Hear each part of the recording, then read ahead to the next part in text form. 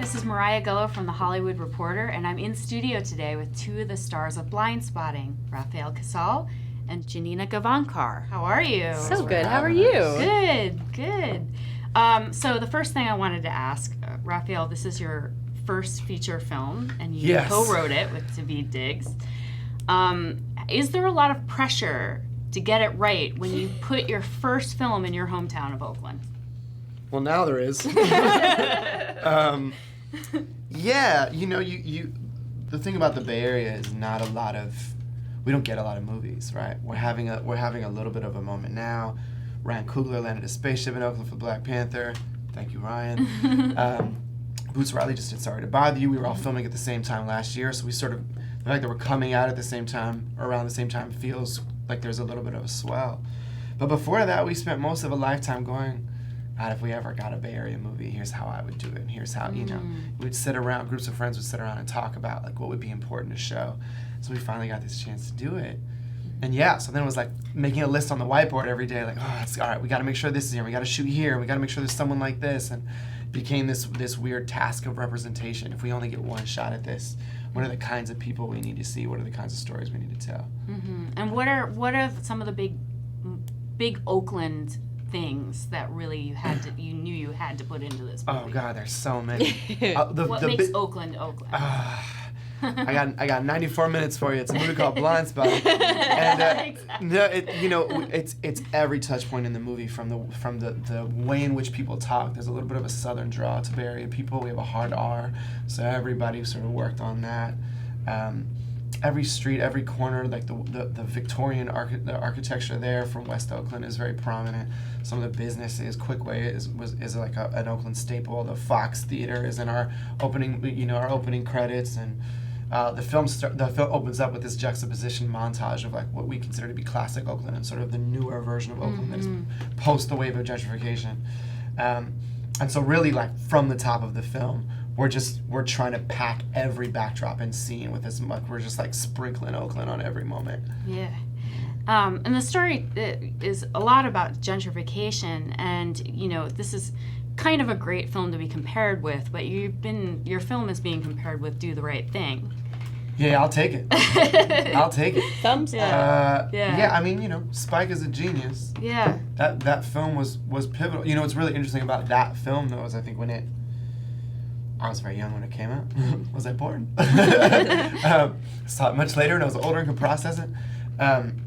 But Do the Right Thing is about a neighborhood in flux, and is about gentrification, and is about that tension. And for all the art that came out, at that time, Brooklyn still got gentrified. It still happened. It's heartbreaking to see the same subject matter being played in the 80s and today. Yeah, it came up with us with this film where we started writing this thing 10 years ago when we thought that shouting off the rooftops about police violence and the tension between black and brown bodies and the authority in a city was going to do something. And what we learned is that it doesn't. That everyone looking at the same video footage of something that like we all collectively feel is an obvious murder of an unarmed person, we thought that all looking at the same thing would mean that we all saw the same thing.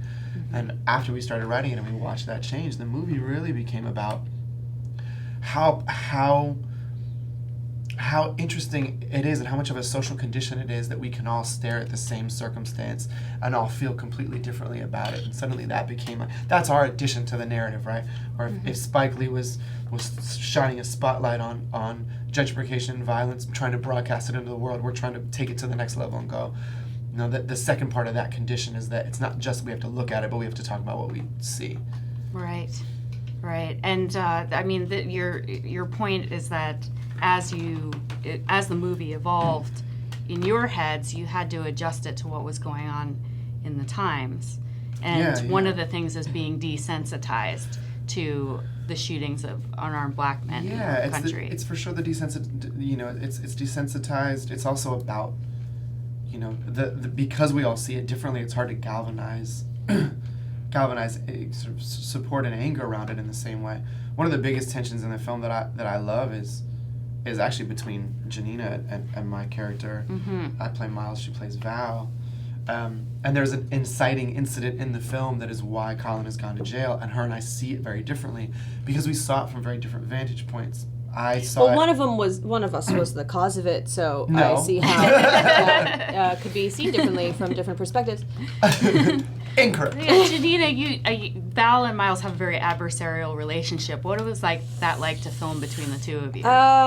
Super easy. It came very naturally to us because of the deep hatred we actually have. Yeah. Well, ironically, we're actually, now that we've gotten to know each other after we were done, we're really similar people in real life. Which is how it tends to go. Yeah, exactly. Yeah. The most similar people Yeah, can't stand each other. But it's super fun to play to play two people that love the same person so dearly. I mean, Colin is still one of the most important people in Val's life, even though they are not together. She still obviously loves him. You know, she got him that job. And she has to face him every morning. You know, so she's keeping him in her life. Yeah. You know, unfortunately, he brought Miles to that job too. So it's a little complicated. But that is really fun, you know, to love somebody from totally different places and to see, you know, from Val's perspective, she's the angel, he's the devil on this wonderful man's shoulders. Yes. And Janina, you've been going to a lot of Q&As and screenings.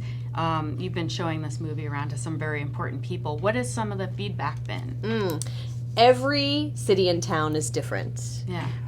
Yesterday, I was lucky enough to join my friend Dave Chappelle. He brought the film to his hometown of Yellow Springs, Ohio, and I thought it was going to be a hilarious Q&A.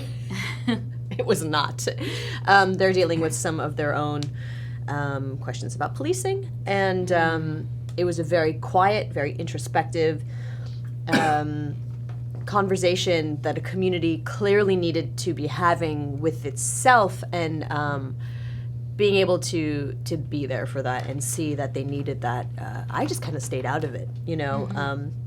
That was very surprising, and also one of the reasons that I hope this film gets seen not just in, you know, the expected places. I hope it gets to travel to smaller communities as well.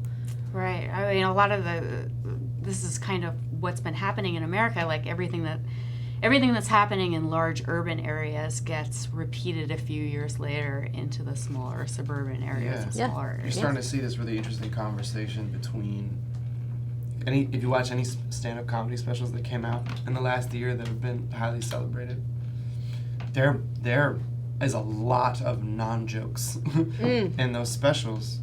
Dave's two specials, one is like clearly more for the people who just want him to be the Dave that they remember, and the second special is him in a chair like addressing the Me Too movement and, you know, a number of other really important things that he talks about without much humor for 5-10 minute, you know, beats at a time, eventually coming around to a joke and giving us that levity. But like Hannah Gatsby just did her special, which is phenomenal, but like the last half an hour, there's not really a ton of jokes. It's very candid, it's very pointed, it's very well scripted, it's a cohesive thought, but it really just uses humor at the end to just give you a little relief so that you'll re-up, you know. That's sort of the format of Blindspotting in the way that you built this script. Yeah, that's what I love. It's like this vignette.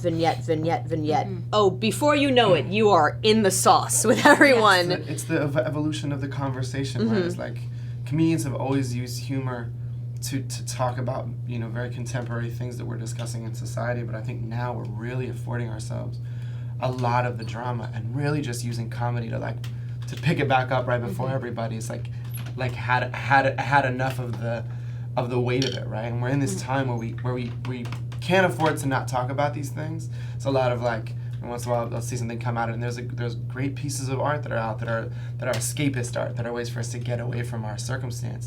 But those are band-aids on bullet wounds. Like, we need to be critically thinking about where we're at. That's the only way we're going to move the needle at all. And also allowing ourselves to get into the weeds and discuss the nuances of these issues. Yeah. Let's talk a little bit about the unique style of this movie, because Rafael, you and David freestyle and speak in verse, but it's not a musical, and you don't play musicians.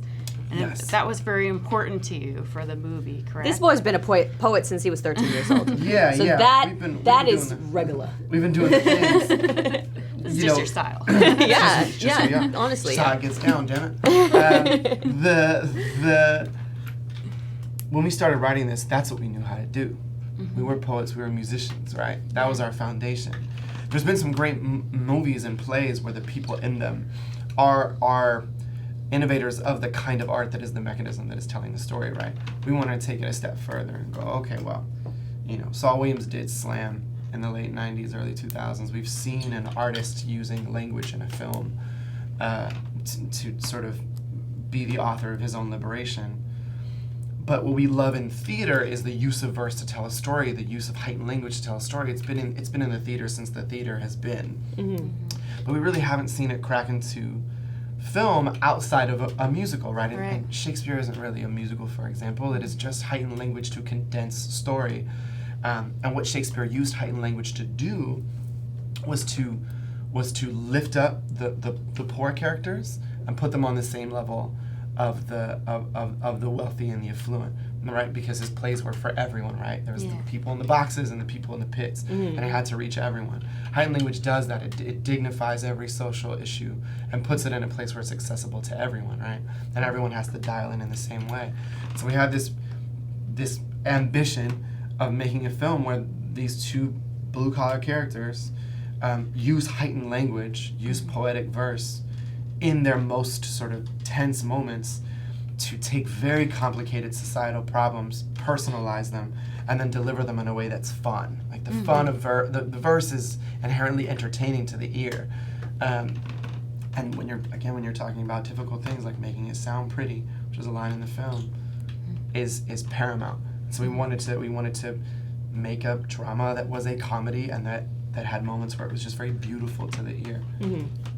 And Rafael, when you were watching David blow up on Broadway in Hamilton, were you thinking to yourself, "Oh, this is going to be great," or were you like, "There goes my movie"? No, he's no. going to be huge.